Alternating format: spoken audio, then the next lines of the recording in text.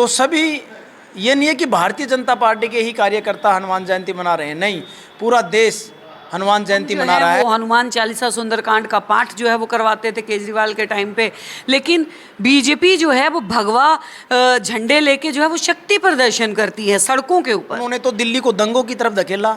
उनके जो विधायक थे वो दिल्ली में दंगे करवाते थे। योगी जी की माता जी के लिए कुछ भी बदला लिया जा रहा है, बीजेपी बदला ले रही है कि कांग्रेस ने बोला या आम आदमी पार्टी ने बोला तो हम भी उन्हीं शब्दों का चयन देख रहे हैं देशवाणी, दहाड़ ही काफी है। दिल्ली में फ्रेंडली बजट की बात होती है कि दिल्ली वालों को, दिल्ली वासियों को बहुत सारी ऐसी जो है वो योजनाओं का लाभ मिलेगा जिससे अब जो है वो दिल्ली वाले खुश हो जाएंगे। लेकिन कहीं ना कहीं दिल्ली वाले जो है वो फिर से नाराज़ नज़र आ रहे हैं, जनता नाराज़ नज़र आ रही है। सबसे पहले जो है वो शुरुआत करेंगे क्योंकि हनुमान जयंती को लेके जो है वो पूरी दिल्ली में बीजेपी, जिस तरीके से पीएम मोदी ने ऐलान किया और पूरी दिल्ली जो है वो जितने भी बीजेपी के कार्यालय हैं वहाँ पे हनुमान जयंती मनाई भी जा रही है। लेकिन कहीं ना कहीं सौरभ भारद्वाज ने फिर से जो है वो धावा बोल दिया, तंज कस दिया कि बीजेपी जो है वो सिर्फ इस तरीके की राजनीति कर सकती है कि भगवानों के नाम पे, भगवा के नाम पे और शक्ति का जो है वो प्रदर्शन कर रही है और कुछ भी नहीं, धरातल पे कुछ नहीं। मैं पहले तो आपका धन्यवाद करना चाहूँगा कि आपके माध्यम से हम जनता से रूबरू हो रहे हैं और देश के लोकप्रिय प्रधानमंत्री आदरणीय श्री नरेंद्र मोदी जी का और दिल्ली की लोकप्रिय मुख्यमंत्री बहन रेखा गुप्ता जी का भी हम धन्यवाद करना चाहेंगे। और बात करें आम आदमी पार्टी के सौरभ भारद्वाज की, तो जब उनकी पार्टी 11 साल में दिल्ली को बेहाल कर सकती है, वो जातियों में बांटने का काम करती है। हम अपनी भारतीय संस्कृति का ये क्या हुआ कि जब भी कोई होली दिवाली आती है हम पटाखे नहीं बजा सकते, हम अपने त्यौहार अच्छे से नहीं मना सकते, और जब बात आती है हनुमान जयंती की तो हमारा धर्म है, हम भगवा, उसमें भगवान श्री राम का जब आपने देखा था कि कैसे बानर सेना चलती थी, तो हम भी एक देश में अपने देश को आगे बढ़ाने के लिए हर उस नागरिक का कर्तव्य है और अपने धर्म को बढ़ाने के लिए हर उस नागरिक का कर्तव्य है कि वो आगे बढ़ चढ़कर हिस्सा ले। जो हनुमान जयंती है वो हमारी धर्म और आस्था से जुड़ी हुई है। तो सभी, ये नहीं है कि भारतीय जनता पार्टी के ही कार्यकर्ता हनुमान जयंती मना रहे हैं, नहीं, पूरा देश हनुमान जयंती मना रहा है, चाहे वो किसी भी पार्टी का हो। आप देखेंगे कि कल हमने यहाँ पे हनुमान चालीसा का पाठ किया, कल मंगलवार था, तो यहाँ पर हर धर्म के लोग और हर जाति से यहाँ पर लोग आए और पार्टी एक विशेष नहीं है, दूसरी पार्टियों को भी यहाँ पर आकर हनुमान जी की जो हमने हनुमान चालीसा का पाठ किया उसमें आए। ये तो आपने देखा कि दिल्ली को बेहाल करने में जो लोग, जिनके मंत्री जेलों में पैरोल पे हैं, वो आज देश को बचाने की बात करते हैं।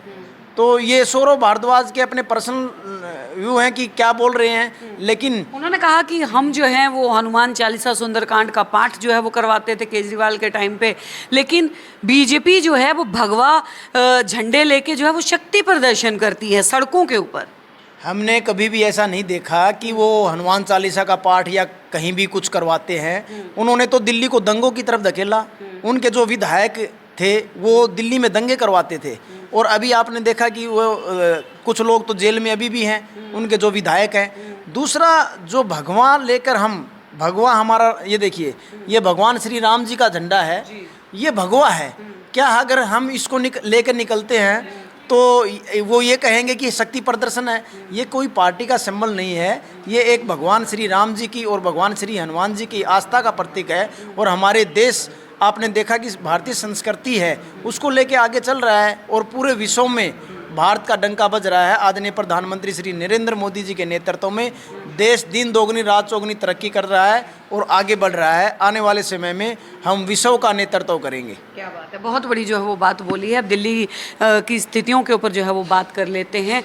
सीएम रेखा गुप्ता ने बहुत सारी ऐसी योजनाएं जो हैं वो तकरीबन अभी 1 साल के अंदर जो है वो दिल्ली वासियों को दी, जिसमें से एक अहम था पिंक कार्ड को लेके भी कि महिलाओं को सुविधा होगी। लेकिन बहुत सारी शिकायतें आ रही हैं जिसमें महिलाएं शिकायत कर रही हैं कि एक बस से दूसरी बस में चेंज करने के लिए उनको 40 से 45 मिनट का इंतज़ार करना पड़ता है। पिंक कार्ड में तुरंत जो है वो आप चेंज नहीं कर सकते। मैं आपको बताना चाहूँगा कि देखो, महिलाओं के लिए और दिल्ली देश की राजधानी है, उसके लिए हमारी दिल्ली की लोकप्रिय मुख्यमंत्री बहन रेखा गुप्ता जी ने अभी अभी कितनी बसें दी हैं। जो पहले 11 साल में जो बसें चलती थी वो बिल्कुल डैमेज हो चुकी थी, आग जगह जगह आग लग रही थी। लेकिन अभी हमारी दिल्ली की लोकप्रिय मुख्यमंत्री बहन रेखा गुप्ता जी ने आदरणीय प्रधानमंत्री श्री नरेंद्र मोदी जी के नेतृत्व में दिल्ली को अनेकों बसें दी हैं, जिससे दिल्ली को हम और सुगम बना सके। तो दिल्ली की जनता है उसको आने जाने में कोई दिक्कत ना हो। रही पिंक कार्ड अगर एक बार बन जाता है तो आपको जब बार बार में टिकट लेने की ज़रूरत नहीं पड़ती है। आप बस में जाएंगे, अपना पिंक कार्ड दिखाएंगे और आप कहीं भी दिल्ली में कहीं भी आप घूम सकते हैं। दूसरा, रही बात जो दिल्ली की जनता की, दिल्ली की जनता बहुत खुश है। अनेकों योजनाएं हमारी दिल्ली की लोकप्रिय मुख्यमंत्री लेके आई है। उसमें मैं ये कहना चाहूँगा कि 11 साल के जो गड्ढे आम आदमी पार्टी ने खोद रखे थे, रोडों को देख लेंगे, कहीं भी शिक्षा को, लेकिन अब तो जो है वो बीजेपी भी सीवर लाइन के नाम पे जो है वो जगह जगह खुदाई जो है बीजेपी ने भी शुरू कर दी।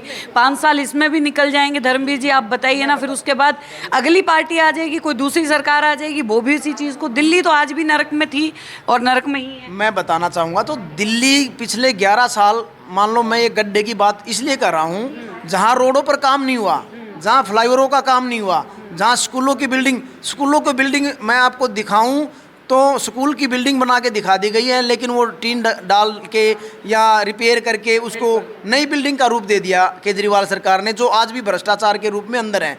लेकिन दूसरा मैं बताना चाहूँगा, आज भारतीय जनता पार्टी की जब से सरकार आई है आदरणीय प्रधानमंत्री श्री नरेंद्र मोदी जी के नेतृत्व में और दिल्ली की लोकप्रिय मुख्यमंत्री जी के नेतृत्व में, आप देखेंगे जो खुदाई चल रही है वो दिल्ली को सुंदर और सुगम बनाने के लिए चल रही है। शिविरों की व्यवस्था को देखेंगे हम, जो आपने देखा कि पहली बार जल भराव की जो स्थिति होती थी पहले मिंटो रोड पे या कहीं भी होती थी, उसको आपने देखा कि बहुत कम अब की बार बारिश में ये देखने को मिला। लेकिन अब जो आने वाला बारिश का समय है उसमें आप देखेंगे कि जो हमारा आपने देखा मुंडका रोड है, रोहतक रोड है, वहाँ पर नाले का कार्यक्रम निरंतर चल रहा है, रोडों का विकास चल रहा है। ऐसे ही यहाँ क्षेत्र में जहाँ भी जाएंगे आप निरंतर विकास के कार्य चल रहे हैं। आने वाले एक समय में, 1 साल में कम से कम दिल्ली को आपको अलग सा रूप दिखाई देगा और एक दिल्ली सुंदर और सुगम, और जो दिल्ली भारत की राजधानी है उसको हम सुंदर बनाएंगे। जी, अब बात कर लेते हैं थोड़ा सा कि संसद जो है वो सत्र चल रहा था, उसके बीच में बीजेपी की सांसद जो है टपोरी जैसे शब्द जो है वो राहुल गांधी के लिए इस्तेमाल करती हैं। क्या ये सही था कंगना का इस तरीके से शब्दों का जो है वो चयन करना? नहीं, क्या वो मतलब कांग्रेस वाले हो या कोई भी पार्टी वाले हैं, वो खुद कुछ भी बोल दें वो सही है। वो मोदी जी के लिए कुछ भी बोल दें या मोदी जी की जो हमारी माता जी हैं उनके लिए कुछ भी बोल दें, वो योगी जी की माता जी के लिए कुछ भी बदला लिया जा रहा है। बीजेपी बदला ले रही है कि कांग्रेस ने बोला या आम आदमी पार्टी ने बोला तो हम भी उन्हीं शब्दों का चयन करेंगे। भारतीय जनता पार्टी कभी भी बदले के रूप में नहीं होती। भारतीय जनता पार्टी ग्राउंड पे काम करती है। और बोलने की बात रही, संसद में आपने देखा कि राहुल गांधी जी को टपोरी बोलना एक उसके पर्सनल मत हो सकता है, लेकिन वो चीज़ आप देखेंगे कि भारतीय जनता पार्टी जब से आप ये दिल्ली में सरकार आई है 27 साल के बाद में निरंतर कार्य कर रही है, और आम आदमी पार्टी की सरकार निरंतर उसको रोकने का और कांग्रेस रोकने का काम कर रही है। क्योंकि उनका प्रोपगंडा एक ही होता है कि जो कार्य कर रहे हैं इनको बदनाम किया जाए। अभी हमारी जो हाउस था, एमसीडी का हाउस था, उसमें भी हम आने वाले समय में काफ़ी योजनाएं लेके आ रहे थे, लेकिन उन्होंने वहाँ पर जो आम आदमी पार्टी के वो थे निगम पार्षद थे, उन्होंने वहाँ पर भी विरोध प्रदर्शन किया। ऐसे ही आ गए।